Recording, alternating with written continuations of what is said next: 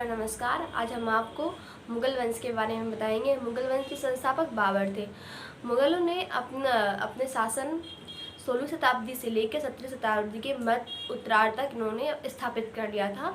मध्य Asia में इन्होंने काफ़ी साम्राज्य स्थापित किया था।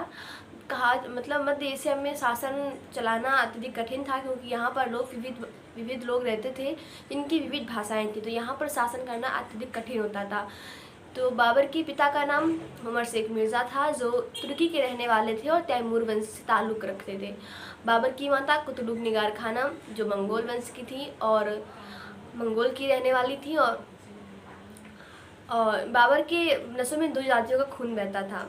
बाबर अपनी पिता की मृत्यु उमर शेख मिर्ज़ा की मृत्यु के उपरांत उत्तराधिकारी बना। सन 1494 में उत्तराधिकारी बना, लेकिन जो इसके मंगोल वंश की दूसरी शाखा अर्थात उस्मानियों ने विद्रोह कर दिया, जिस कारण इसको अपनी गद्दी छोड़नी पड़ी और कई वर्षों तक ये राज सिंहासन से दूर रहा। 1504 में ये पुनः वापस आया और कंधार पर बाबर ने कब्जा कर लिया। जब बाबर ने कब्जा कर लिया तो इसकी जीत की चर्चाएं होने लगी, और उसी समय भारत पे इब्राहिम लोदी शासन कर रहा था, जिससे लड़ना काफ़ी कठिन माना जा रहा था। तो राणा सांगा और पंजाब के शासक दौलत खान ने बाबर को आक्रमण करने का न्योता दिया।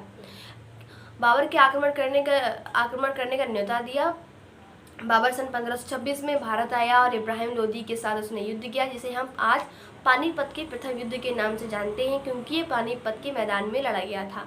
बाबर ने इब्राहिम लोदी को हरा दिया और दिल्ली और आगरा पर इसने कब्जा कर लिया। बाबर ने फिर 1527 में खानवा के युद्ध में स्वयं राणा सांगा को भी हरा दिया, जिसने भारत पर आक्रमण करने का इन्हें न्योता दिया था। 1528 में चंदेरी के युद्ध में बाबर ने राजपूतों को हराया। फिर 1529 में बाबर ने घाघरा के युद्ध में अफगानों को हराया। 1530 में बाबर की मृत्यु हो जाती है। कहा जाता है कि बाबर अपने पुत्र हुमायूं को बचाने के लिए मृत्यु हो जाती है।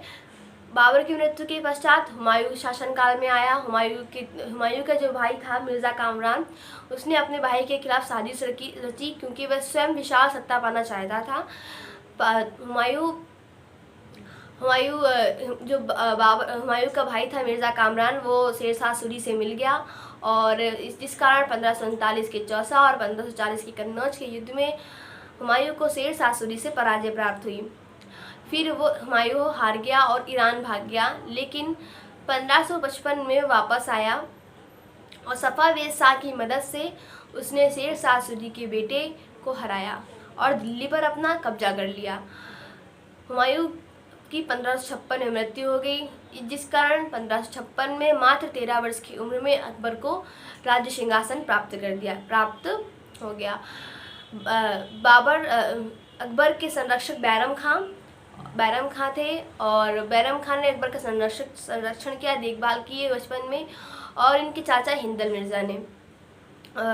अकबर का बचपन काफ़ी सैन्य और तकनीक और तीरंदाजी और अस्त्र शस्त्र चलाने में ही गुजरा है, जिस कारण ये अनपढ़ रहे हैं। सन 1551 में अकबर ने हिंदल मिर्ज़ा की बेटी रुकैया बेगम से विवाह कर लिया, अर्थात उन्होंने अपनी चाचा की लड़की से विवाह कर लिया। सन 1555 में अकबर ने सिकंदर शाह सूरी के सेनापति हेमू को पानीपत के द्वितीय युद्ध में हरा दिया, और आगरा दिल्ली पर अकबर ने कब्जा कर लिया। 1 महीने तक अकबर दिल्ली में ही रहा, परंतु जब सिकंदर शाह सूरी पंजाब में पुनः सक्रिय हो गया, तो वापस पंजाब अकबर चला गया उससे युद्ध करने। 1556 में वापस चला गया। फिर अकबर वहाँ से आया, फिर से मालवा और लाहौर पंजाब राजपूतों को हराकर उस पर कब्जा कर लिया। फिर 1559 में इन्होंने कूच कर दिया, मालवा की तरफ कूच कर दिया। फिर 1560 में अपने संरक्षक बैरम खां को इन्होंने देश निकाला, अर्थात निष्कासित कर दिया, और उनको हज पर जाने का हुक्म दिया। 1560 में अकबर ने बैरम खां को हज पर जाने का हुक्म दिया। 1562 में 1560 में जो ये मालवा की ओर कूच किया था, उनमें विजय प्राप्त हुई, बाज बहादुरों को हरा दिया। फिर अकबर ने 1562 में अपने पीत भाई, जिसे हम मुँह बोला भाई कहते हैं, और अकबर ने अपने पीत भाई को अपनी जहाँ पे वो रहते थे उसी मंजिल से 2 बार ऊपर से नीचे फेंक दिया। पहली बार उन्होंने फेंका, परंतु जब उन्होंने दूसरी बार फेंका तो उसकी मृत्यु को सुनिश्चित करने के लिए अपने भाई आदम खां को अकबर ने 2 बार ऊपर से नीचे फेंका। फिर 1572 में अहमदाबाद पर जीत प्राप्त की, जिस खुशी के कारण उन्होंने, जब वो जीत कर अहमदाबाद अकबर आया था, तब उस जीत के कारण उन्होंने फतेहपुर सीकरी में बुलंद दरवाज़ा का निर्माण कराया था, जिसे आज हम दुनिया के सबसे बड़े दरवाजे के नाम से जानते हैं। 1593 में दक्कन में सुल्तानों के खिलाफ विजय प्राप्ति हुई और 1605 में अकबर ने अपना विशाल साम्राज्य स्थापित कर दिया था। फिर अकबर की कोई संतान नहीं हो रही थी, तो अकबर के सलीम चिश्ती दरगाह में वो गए, उन्होंने मत्था टेका, तो उनको एक संतान प्राप्त हुई जिसका नाम बचपन में सलीम, और जिसे हम जहांगीर के नाम से जानते हैं। जहांगीर विलासी शासक था और आराम पसंद शासक था। जहांगीर ने 1585 से लेकर 1605 तक शासन किया। जहांगीर के 2 भाई थे, दानियाल और मुराद बचपन में अत्यधिक शराब का सेवन करते थे, जिस कारण दानियाल की और मुराद की बचपन में ही मृत्यु हो गई। 1605 में जहांगीर ने कई महत्वपूर्ण सुधार किए। उन्होंने कान और नाक और गला काटने की रखा कि मतलब कोई सजा करे तो और उसको गला काट देते थे। अपने किले के बाहर रस्सी भी टांग रखी थी। 1614 में खुर्रम, जो जहांगीर का पुत्र था शाहजहां, उन्होंने अपने पिता के खिलाफ विद्रोह कर दिया। 1623 में कंधार हार गया जहांगीर, और 1614 में इसने अमर सिंह को हरा दिया, मेवाड़ के अमर सिंह को हरा दिया। फिर 1623 में खुसरो ने अपने पिता के खिलाफ दोबारा विद्रोह कर दिया। खुर्रम ने, जहांगीर एक प्रसिद्ध चित्रकार था। जहांगीर किसी भी मूर्ति को, किसी भी पेंटिंग को देखकर बता सकता था कि चित्रकारी इसमें किसने की है। जहांगीर के ही शासन काल से चित्रकारी का विकास हुआ है। जहांगीर के शासनकाल से ही चित्रकारी और चित्रकला को पहचान मिली है। जहांगीर के बाद शाहजहां आते हैं। शाहजहां जहांगीर के पुत्र थे। शाहजहां ने भी अपने पिता के खिलाफ, जिनको हम लोग खुर्रम कहते हैं, शाहजहां न्यायप्रियता और वैभव विलास शासक थे। 1633 में अहमदनगर को मुगल साम्राज्य में विद्रोह, अहमदनगर और मुगल साम्राज्य का विलय हो गया। फिर 1635 में शाहजहां की शर्तों को मानकर आदिल शाह, जब उनको लगा कि हम नहीं जीत पाएंगे, तो शाहजहां की शर्तों को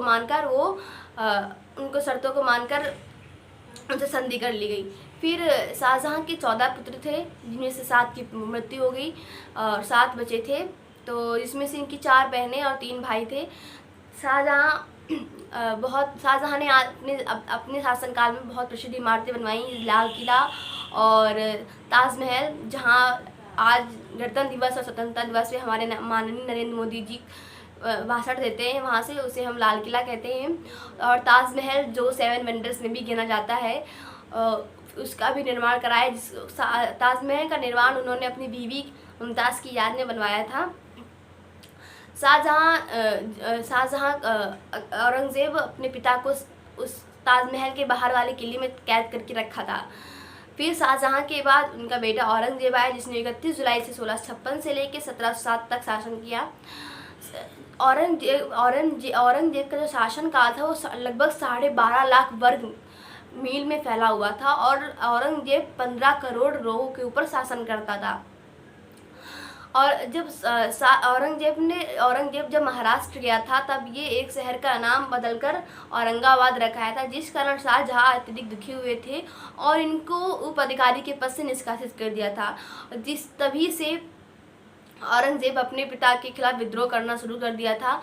फिर शाहजहां ने फिर कई वर्षों के उपरांत शाहजहां ने कई वर्षों के बाद औरंगज़ेब को गुजरात का सूबेदार वापस से नियुक्त कर दिया था। और जब औरंगज़ेब को लगा कि उनके पिताजी शाहजहां किसी और को सत्ता देने वाले हैं, उनके भाई को, तो औरंगज़ेब ने अपने पिता शाहजहां को ताजमहल के बाहरी किले में कैद करके रख दिया था। और कहा जाता है कि मुग़ल साम्राज्य में जो सत्ता थी वो किसी बड़े बेटे को नहीं दी जाती थी, सत्ता उसी को दी जाती, सत्ता सब में बंटती थी, क्योंकि बाबर के बाद सत्ता हुमायूं को मिली, और हुमायूं के बाद सत्ता अकबर को मिली, और अकबर के बाद सत्ता जहांगीर को मिली। ये सब अपने एक ही थे भाई थे, क्योंकि जहांगीर के भाई का तो बचपन में देहांत हो गया था।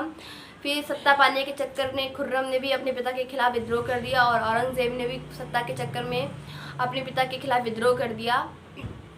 बाबर ने अपने शासनकाल में एक हीरा को लूटा था। तो कहा जाता है कि उस हीरे की कीमत उस समय इतनी थी कि वो एक दिन आधे संसार का खर्चा चला सकता था।